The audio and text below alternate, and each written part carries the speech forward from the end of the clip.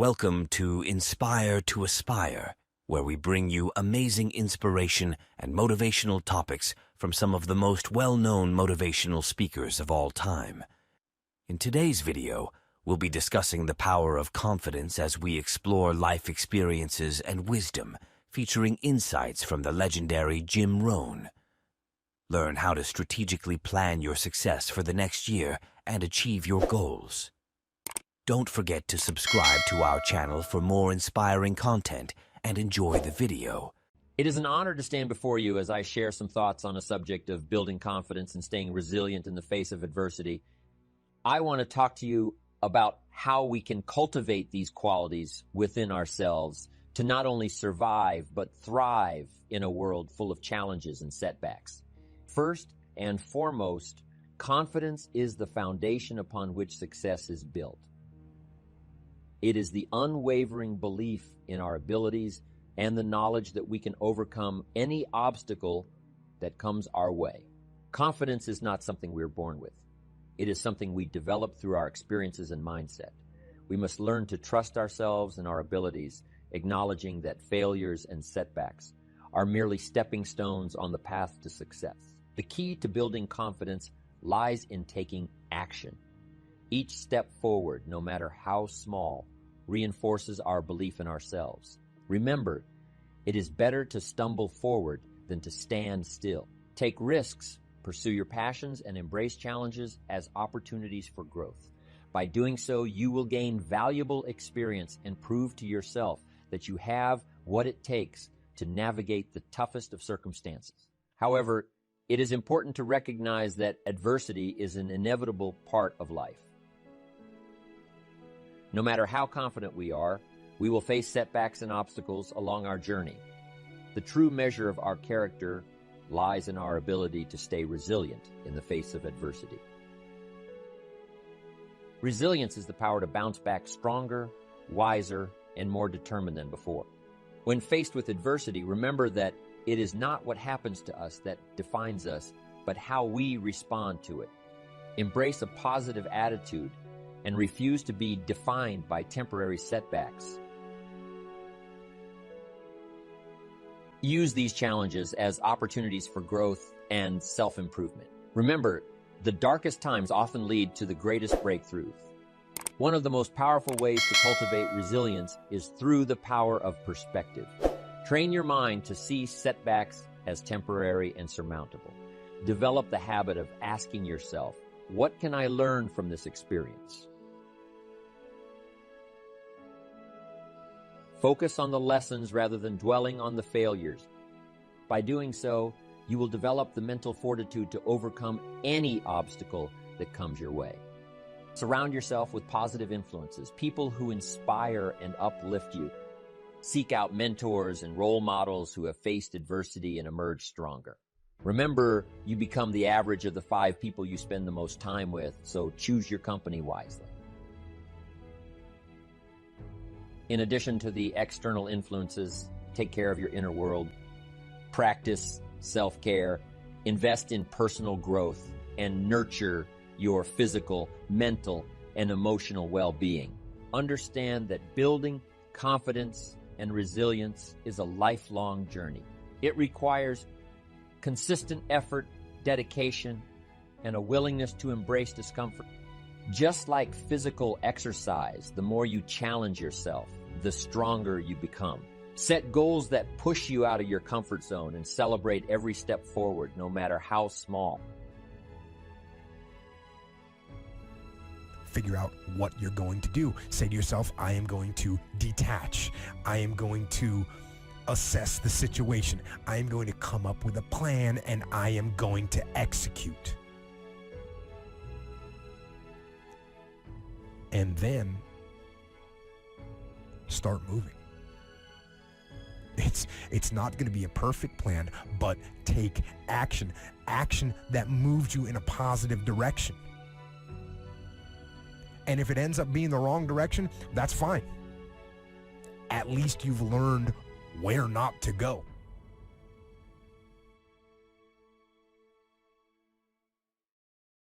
Learn how to handle the winters.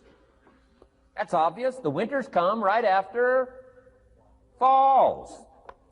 And pray tell how often? Every year, according to written history, for the last 6,500. To cross your fingers and say, I hope it doesn't come. I'm telling you, we call that naive. Now, there's all kinds of winters. Not just the winter of the season, but there's all kinds of winters. Winter time, the down time, the discouraging time. One writer called it the winter of discontent. The winter when you can't figure it out, the winter when it all goes wrong. Economic winters, social winters, political winters, and personal winters. When your heart is smashed in 1,000 pieces, the nights are unusually long. It's called winter time. Barbara Streisand sings, it used to be so natural to talk about forever, but used to be's don't count anymore. They just lay on the floor till we sweep them away. You don't sing me love songs. You don't say you need me, and you don't bring me flowers anymore. A song of winter. But hey, we're acquainted with all those winter scenarios. We've been through them all. Now the question is, what do you do about the winters? Well, you can't get rid of January by tearing it off the calendar. But here's what you can do with the upcoming winters of your life. The long ones, the short ones, the easy ones, the more difficult ones. Here's what you can do. Get wiser and stronger and better. Just make a list of that trio of good words. Wiser, stronger, and better. To challenge for yourself the upcoming winters of your life, don't you think you could read more? Pick up the scenario, pick up the books, pick up the cassettes. So I would put some stuff on cassettes so you can listen to it, put it in books so you can read it. Now putting it on video so you can see it. I'm telling you, anybody that wants to can get wiser. Next is stronger. Anybody can get stronger. If you're willing to do the push-ups, you can get stronger. If you're willing to put yourself through the paces, you can get stronger. Can you develop stronger skills? And the answer is yes. Start practicing, practicing, practicing. And you can get stronger. Can you get stronger in handling life situations? Of course. But you got to go to work on yourself. You can't blame out there wishing it was easier. Wish you were stronger. And here's the last one, get better. Anybody can get better. Language, we can all get better. I've been lecturing now for 33 years, and I'm telling you, today versus 33 years ago, I'm better. First time I gave a talk, I stood up, my mind sat back down. I mean, I've been through that whole deal. Opened my mouth, nothing came out for a while. My knees are banging together, the sweat's pouring off my face, I'm shaking like a leaf. It's called terror, in case you haven't tried it, those first attempts. But I'm telling you, I got through it, and I did it again, and I got through it, and I did it again, and I got through it.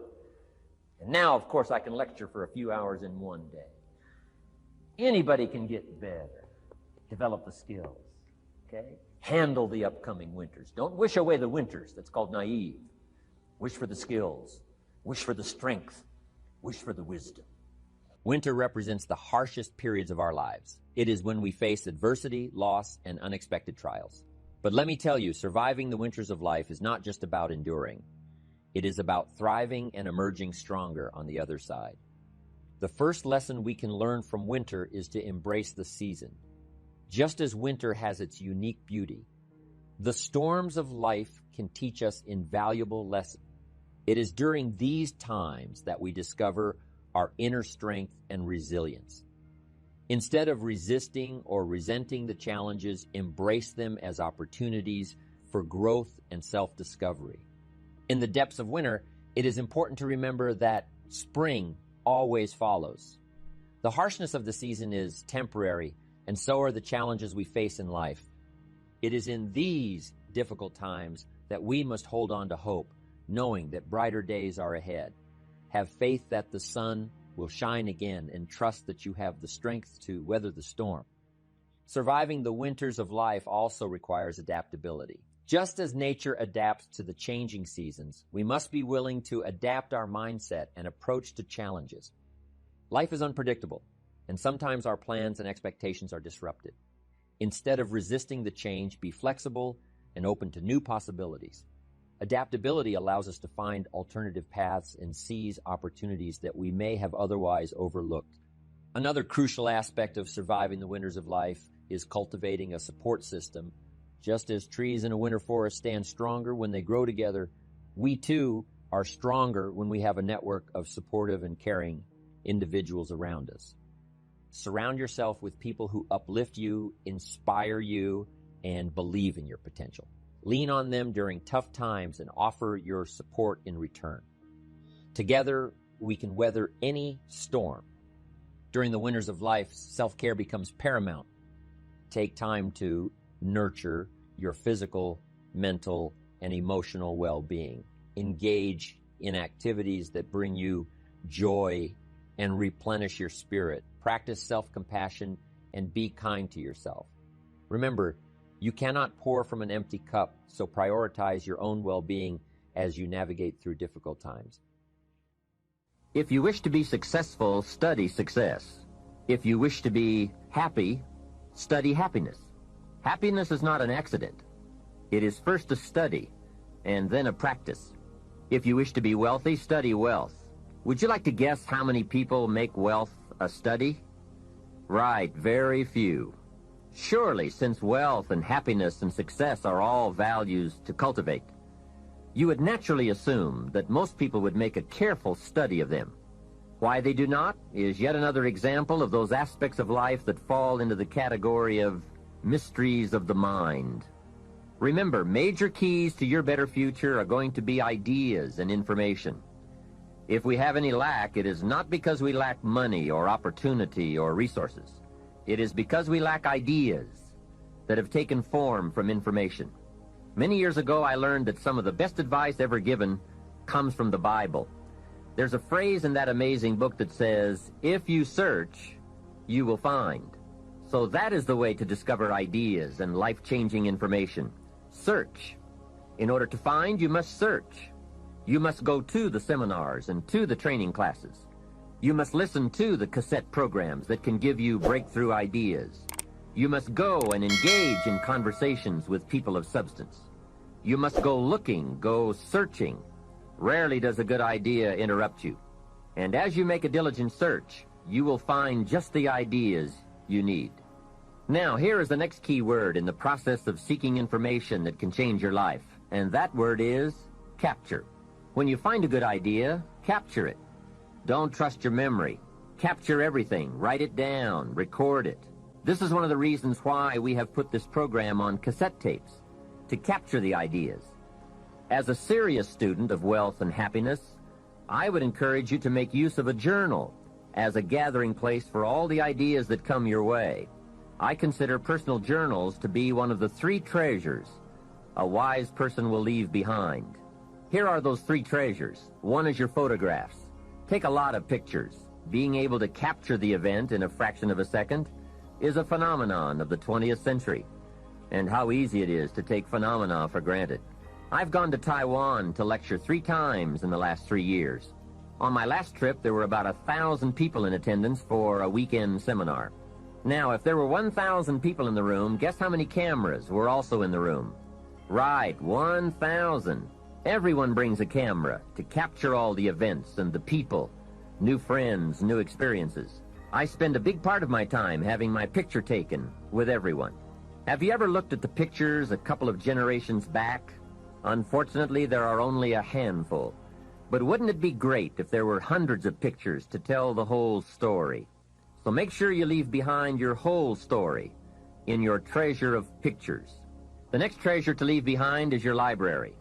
All the books you have chosen, books well read, well underlined, with notes and observations and reflections you have written in the margins. The books that have helped shape your philosophy and the values of your life. That is a treasure, your library. And your listening library, too. All these terrific cassettes. They are a treasure. The third treasure to leave behind is perhaps the most important. And that is your journals, containing all the ideas you have captured in your lifetime. Business ideas, social ideas, culture ideas, investment ideas, lifestyle ideas. Can you imagine the value these journals would have? They will certainly be more valuable to leave behind to your children than your couch. So, get serious about your search for information and ideas, and about leaving that information behind for future generations. Here is the next key word for expanding your life for the better. That word is review. Go back over all your life experiences. Learn a skill called reflection. pondering life's events with the intent of learning. That is so important. I call it running the tapes again. The events of your life are some of the best sources of information. Don't merely go through your days, get from your days. Be aware of what's going on around you so that you will drive the grooves in the record of that day deep into your consciousness. Here are some good times to reflect. First, at the end of the day, take a few minutes and go back over your day. Where you went and what you did and what you said, what worked and what didn't. What do you want to do again? What do you want to correct? The colors, the sights, the sounds, the conversations, the experiences. You see, experience can become commodity, currency, coin, an incredible source of value, but only if you take time to reflect on the experience and turn it into something of value. As we mentioned in our first fundamental, it's not what happens that makes the difference in how your life works out, but rather what you do about what happens. And part of doing something about what happens is this process of reflection, studying an event in order to glean valuable information from it. Another time to reflect is at the end of the week. Take a few hours. Take a half a day at the end of the month. Take a weekend at the end of the year. Reason? To make the past more valuable. Sophisticated people have learned how to gather up the past and invest it in the future. When my father was about to celebrate his 76th birthday, I said to him, "Father, can you imagine what it's going to be like to gather up the last 75 years and invest them in your 76th? That's how life can become productive and exciting. Not just living one more year, but gathering up the years and investing them in the next one." By reflecting, you can gather up all the conversations you have ever had and invest all that you have learned and all that you have felt in the next conversation. Gather all your experiences and invest all that you have learned and felt in your next experience. And the more value, the more substance, the more information, the more wisdom you can gather from all of your yesterdays, the more exciting your future becomes. Probably all of us already know all that we need to know in order to make our lives turn out the way we want, except for one thing: how to gather what we've learned in order to invest it in what we want to become. So start a new discipline that can lead to wealth and happiness. Find out how things work. Never let it be said you didn't find out. Now let me give you a qualifying phrase. You may not be able to do all you find out, but make sure you find out all you can do. So make your own life one of your most important studies. And in studying your own life, be sure to study the negative as well as the positive, your failures as well as your successes. Our so-called failures serve us well when they teach us valuable information. They're frequently better teachers than our successes. One of the ways we learn how to do something right is simply by doing it wrong. Doing it wrong is a great school for learning. Now I would suggest that you not take too long. If you've done it wrong for 10 years, I wouldn't suggest another 10. But what a close at hand and emotionally impactful way to learn from your own experiences. When I met Mr. Schoaf, I had been working 6 years. I started when I was 19, and when I met him, I was 25. He said to me, "Mr. Rohn, you have been working now for 6 years. How are you doing?" I said, "Not very well." He said, "Then I suggest you not do that anymore. 6 years is long enough to operate the wrong plan." Next he asked, "How much money have you saved in the last 6 years?" I said, "Not any." He said, "Who sold you on that plan 6 years ago?" What a fantastic question. Where did I get my present plan that wasn't working well? Hey, everyone has bought someone's plan. The question is, whose? Whose plan have you bought? Now, those initial confrontations as you come to grips with your own past experiences may be a little painful at first, especially if you have made as many errors as I did. But think of the progress you can make when you have finally confronted those errors by becoming a better student of your own life. Now, the next way to learn is from other people's experiences. And remember, you can learn from other people whether they have done it right or wrong. You can learn from negative as well as positive. The Bible is such a great book because it is a collection of human stories on both sides of the ledger. One list of human stories is called examples. Do what these people did. And the other list of human stories is called warnings. Don't do what these clods did. What a wealth of information. What to do and what not to do. I think it also means, however, that if your story ever gets in somebody's book, make sure they use it as an example, not a warning. There are 3 ways to learn from other people. The first is to listen to the cassettes and read the books by and about people who've accomplished great things. All the successful people I know and work with around the world are good readers. They just read. They are so curious that they are driven to read because they just have to know. It is one of the things they all have in common. Here's a good phrase: all leaders are readers. And they use cassette programs too, especially while they're in the car or during other times when they can't read. Cassettes can help all of us easily pick up new ideas and new skills. Did you know there are cassettes and books on how to be stronger, more decisive, a better speaker, a more effective leader, have a better effect on other people, become more loving, develop personality, get rich, develop influence, become sophisticated, and people don't use them? How would you explain that? Did you know that hundreds of successful people have written their stories in books and told how they did it on cassettes like this, and people don't want to listen? How would you explain that? The guy's busy, I guess. He says, well, yeah, if you worked where I work, by the time you struggle home, it's late. You've got to have a bite to eat, watch a little TV, and get to bed. You can't stay up half the night and read. And this is the guy that's behind on his bills. He's a good worker, hard worker, sincere. But remember, you can be sincere and work hard all your life and wind up broke, confused, and embarrassed. You've got to be better than a good worker. You've got to be a good reader, a good listener. At least he could hear a good cassette on the way home, right? Now, you don't have to read or listen to educational cassettes half the night. Although if you're broke, it's a good place to start. But here is all I ask, just 30 minutes a day. That's all. Stretch it to an hour if you can, but at least 30 minutes. Half rich isn't bad. 30 minutes.